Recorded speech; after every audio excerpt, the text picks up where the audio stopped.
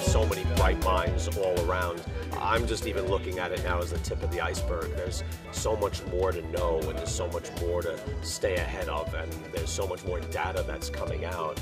We have a long history, as you know, people in this room, being very much at the forefront of the sabermetrics movement. And that's thanks, frankly, to many of the pioneers who are here at this conference today with us, driving the analytical side of baseball. We want to give those managers, those coaches, the necessary resources to make the right judgment, to make the right call.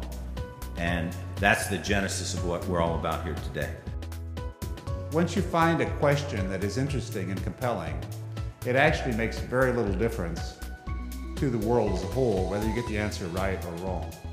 It's a blast when you can do a panel and take a pointed question from Bill James or Rob Nyer, and have them poke at you a little bit, or when you're in the audience and you can ask a question for, Derek Jeter's agent that you normally wouldn't have right in front of you. When you put all the minds together, it's a fascinating dynamic. The best part, though, I think, is integrating the analytics community with the analytics community that is currently working in front offices.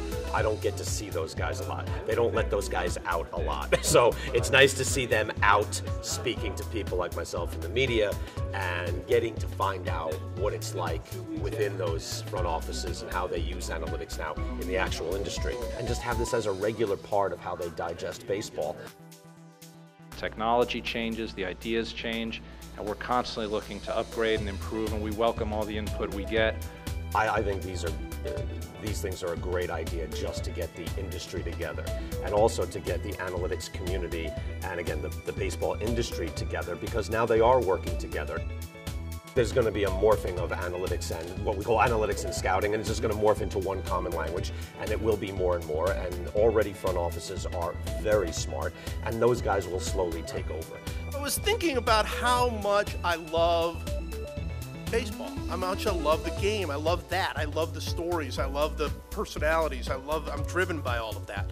And instead of guys on, in newspapers, old school, or blogs, or radio, or TV, railing about a club, now everybody's there together and having intelligent conversations about it. And I think as there's more acceptance of that, and that there is a process with all these teams, there's more respect, and there's just more intelligent commentary instead of, mudslinging from the outside.